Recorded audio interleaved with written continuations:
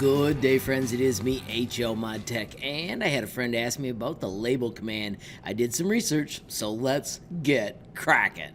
Alright friends, I'm going to let you behind the curtain. Here is how all this works.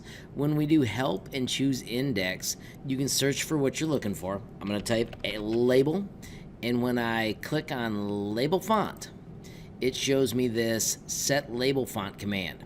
All I did was copy it. And then I want to draw it on the screen. So I'm going to do clear screen, and then I already know that I need to do Seth, and I want to aim at 90 degrees so that my font goes across the screen, and then I'm going to paste that in.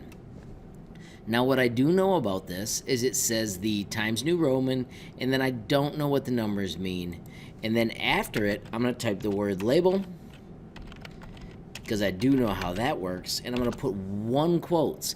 Do not put one on the other side, and I'm going to put HLModTech.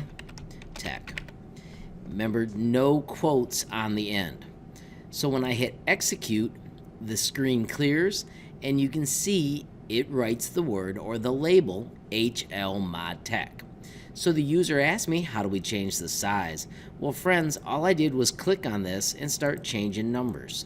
The first thing I did was make this 36 and hit execute.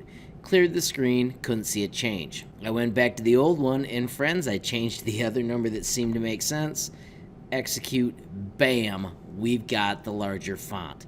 So I wanted to explore one more thing. I know there's Times New Roman. I also know there's a font called Arial.